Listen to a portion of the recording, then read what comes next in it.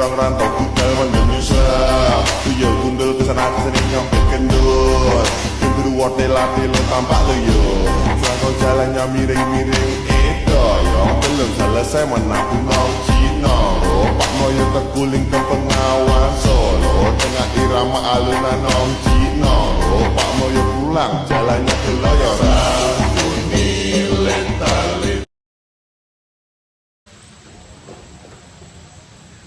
Bismillahirrahmanirrahim. Assalamualaikum warahmatullahi wabarakatuh. Hai guys. Oke, kembali lagi bersama kami di kelompok 2 dari kelas 12 2.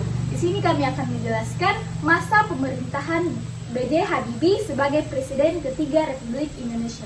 Sebelum masuk pada pembahasan inti, perkenalkan saya atas nama Nur Azizah Mulia sebagai moderator dan rekan Saya atas nama Nurainul sebagai pemateri. Saya atas nama Regina Dinda Putri sebagai pemateri. Saya atas nama Muhammad Asrul Takbil sebagai pemateri. Saya atas nama Masya Andrea Putri sebagai pemateri. Saya atas nama Nabila Anggun sebagai pemateri. Oke, selanjutnya masuk pada pembahasan inti. Keep watching guys. Oke, karena di sini kita akan membahas masa pemerintahan Presiden Republik Indonesia ketiga yaitu B.J. Habibie. Masa pemerintahan B.J. Habibie juga sering dijuluki dengan masa reformasi. Mungkin masih ada di antara kita ini yang bertanya apa sih masa reformasi itu? Masa reformasi adalah masa perubahan dari masa sebelumnya. Di Indonesia, masa reformasi terjadi pada tahun 1998, yaitu masa peralihan dari Orde Baru pemerintahan Soeharto ke masa selanjutnya yakni pada pemerintahan B.J. Habibie.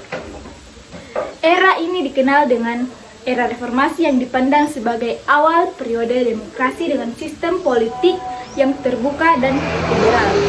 Reformasi adalah perubahan terhadap suatu sistem yang telah ada pada suatu negara. Mungkin cukup sekian dari saya tentang apa itu reformasi. Selanjutnya akan dijelaskan lebih lengkap oleh teman saya. Oke, profil Presiden B.J. Habibie akan dijelaskan lebih lanjut oleh rekan saya Nabila Anggun. Baik, saya di sini atas nama Nabila Anggun. Langsung saja, sebelum masuk pada pembahasan, mari kita kenal lebih dalam profil Presiden ketiga Republik Indonesia. Bahrudin Yusuf Habibie atau akrab disapa B.J. Habibie merupakan Presiden ketiga Republik Indonesia. B.J. Habibie menjabat Presiden Republik Indonesia pada 21 Mei 1998 hingga 20 Oktober 1999. B.J. Habibie lahir di Parepare, Sulawesi Selatan pada 25 Juni 1936. Habibie merupakan putra dari pasangan Alwi Abdul Jalil Habibie dan Raden Ajeng Titi Marini Puspowardojo. Tak lama setelah ayahnya meninggal, pada tahun 1950, Habibie pindah ke Bandung untuk menuntut ilmu di Government Mid-Lebares School. Pada tahun 1954, ia melanjutkan studi ke Fakultas Teknik Universitas Indonesia Bandung atau ITB.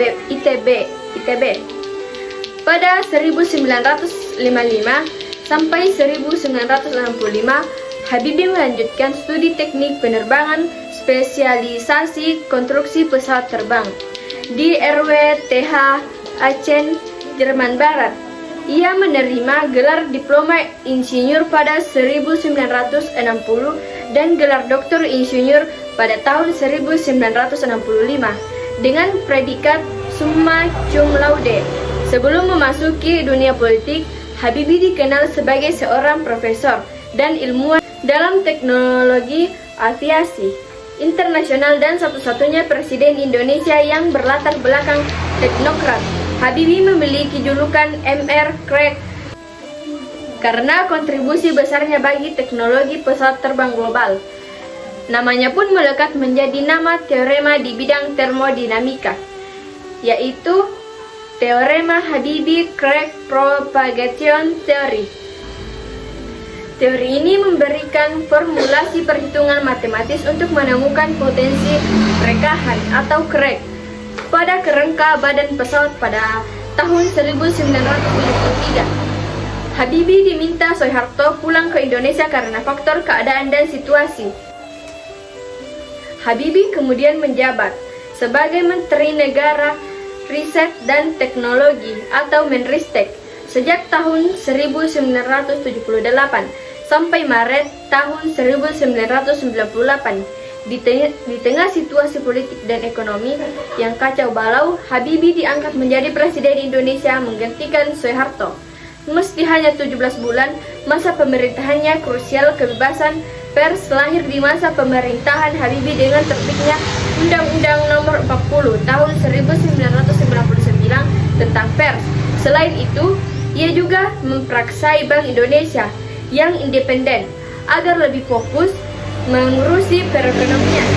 Di era pemerintahannya, Habibie berhasil melaksanakan pemilu 1999, pemilu demokratis pertama pasca Orde Baru dengan asas lu berjudil yang diikuti 48 partai politik dengan tingkat partisipasi pemilih mencapai lebih dari 92%. Namun, pemerintahannya mendapat kritik paling keras karena lepasnya Timur Timur dari Indonesia pada sidang umum pada tahun 1999. Habibie memutuskan untuk tidak mencalonkan diri lagi sebagai presiden setelah laporan pertanggungjawabannya ditolak oleh MPR.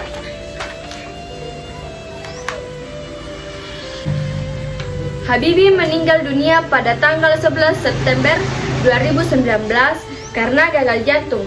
Ia kemudian dimakamkan di samping istrinya yaitu Hasri Ainun Besari di Taman Makam Pahlawan Kulibati Siun 120. Mungkin cukup sekian dari saya dan akan dilanjutkan oleh rekan saya. Terima kasih. Baik, terima kasih atas kesempatan telah diberikan kepada saya. Saya akan menjelaskan dampak negatif dan positif dari kebijakan Presiden B.J. Habibie. 1. Dampak positif. 1. Indonesia menjadi tujuan dari kerjasama pembangunan Timor Leste. 2. Mengurangi beban anggaran Indonesia saat terjadi krisis tahun 1998. Dan ketiga, Timor Leste menjadi tujuan ekspor bagi Indonesia. Dampak negatif dari kebijakan B.J. Habibie. 1. Masa depan dari penghuni Timor Leste Timur mengalami ketidakpastian. 2. Rentan terjadi konflik di daerah Timur. 3. Dapat mengancam keutuhan negara Indonesia dan terjadi gejolak di daerah lain. Sekian dari saya kembalikan ke moderator. Oke, selain dampak positif dan negatif masa pemerintahan B.J. Habibie, adapun upaya perbaikan yang dilakukan oleh Kabinet Reformasi Pembangunan di bidang politik dan ekonomi. Di sini saya akan menjelaskan di bidang politik. Yang pertama yaitu kebebasan rakyat dalam menyalurkan aspirasi. Yang kedua, mengganti 5 paket undang-undang dan 3 diantaranya diubah menjadi lebih demokratis. Yang ketiga, melakukan pencabutan terhadap pemberedelan pers. Yang keempat, pengurangan jumlah anggota ABRI di MPR dari 75 orang menjadi 38 orang. Jejak pendapat wilayah Timur. Yang keenam, memberikan abolisi kepada 18 tahanan dan narapidana politik, orang-orang yang mengkritik presiden.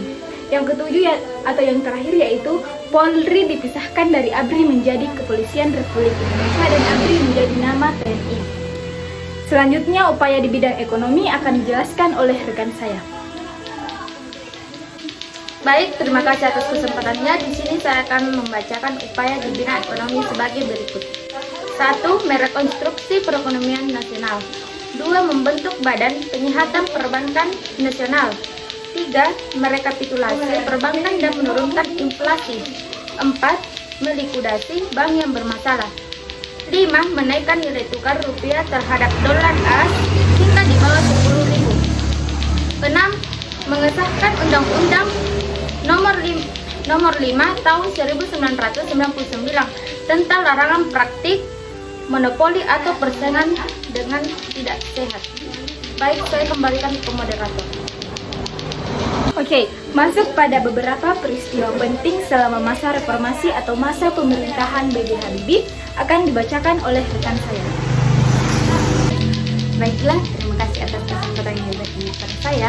Ada beberapa peristiwa penting selama masa reformasi yang menandai kehidupan masyarakat di bidang sosial. antara lain otonomi daerah, konflik etnik, dan yang terakhir ancaman terorisme. Ketiga masalah ini dapat dideskripsikan secara singkat. Yang pertama otonomi daerah.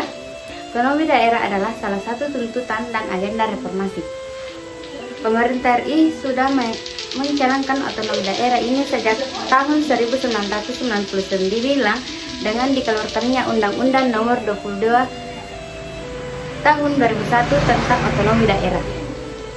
Pemerintah kemudian merevisi undang-undang tersebut dan menggantikannya dengan UU Nomor 32 Tahun 2004 tentang pemerintah daerah dan Undang-Undang Nomor 33 Tahun 2004 tentang pertimbangan keuangan antara pusat dan pemerintah daerah. Dengan undang-undang yang baru ini kemudian ditegaskan bahwa otonomi daerah dimaksud sebagai hak, wewenang dan kewajiban daerah otonomi untuk mengatur dan mengurus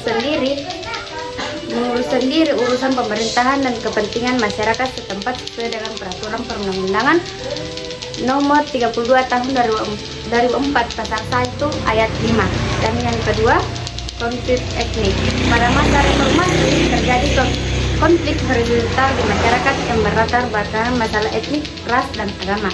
Berikut ini konflik pada masa reformasi terbagi atas 3. Yang pertama, di Kalimantan Barat terjadi konflik etnis antara suku Dayak, Melayu, warga pendatang dan suku tertentu. Konflik mulai pecah pada tanggal 19 Januari 1999. Konflik ini dapat diselesaikan ketika pada tanggal 20 April 1999 suku-suku yang terikat dengan duduk bersama dan membentuk forum komunikasi masyarakat Kalimantan Barat. Sekian dari saya. Selanjutnya akan dilanjutkan dengan rekan saya atas nama Lupe. Oke, saya akan melanjutkan permasalahan reformasi B.J. Habibie, di mana terdapat pada konflik etnik. Di Ambon terjadi konflik etnis berlatar belakang agama. Pemicu konflik di Manuku, Batu Merah, Ambon dengan seorang supir angkutan kota. Kejadian itu memicu konflik massal. Akhirnya tanggal 11-12 Februari 2002 diadakan perjanjian Malino di Sulawesi Selatan, di mana kedua belah pihak yang berkonflik bersepakat untuk mengakhiri konflik. 3. Konflik antar negara Islam dan Kristen juga terjadi di Poso. Pemicu konflik adalah sebuah peristiwa sederhana, yaitu perkelahian antara Roy Runtuh bisa lembah Kristen yang sedang mabuk dengan Ahmad Ridwan Islam yang terjadi pada tanggal 26 Desember 1998 di Kecamatan Soyang, Kabupaten Poso. Bagian C, ancaman terorisme. Ancaman dan teror bom juga sering terjadi selama masa reformasi. Bahkan sejak tahun 1997, dari semua bom yang pernah diledakkan di Indonesia, yang paling besar kekuatannya dan memakan banyak korban adalah bom yang terjadi di sebuah kafe Jalan Legian, Kuta, Bali pada tanggal 12 Oktober 2002. Menewaskan lebih dari 180 orang yang umumnya adalah para turis di Australia. Berikut adalah dampak dari bom Australia. Begini contohnya guys. Sekian dari saya. Wassalamualaikum warahmatullahi wabarakatuh. Bye bye. Oke, sekian dari kami. Mohon maaf jika banyak kekurangan, terutama backsoundnya yang berasa terusuk. Sebelum kami menutup presentasi ini, kami akan mempersembahkan sebuah pantun. Baik, langsung saja. Pergi ke pasar membeli santan. Cakep. Jangan lupa membeli ketan. Cakep. Jadikan Bapak Habibie sebagai tauladan untuk membentuk pribadi yang cendekiawan. Cakep, mantap. Dua nih bos, jangan disenggol. Kelompok 2. Wassalamualaikum warahmatullahi wabarakatuh. Wabarakatuh.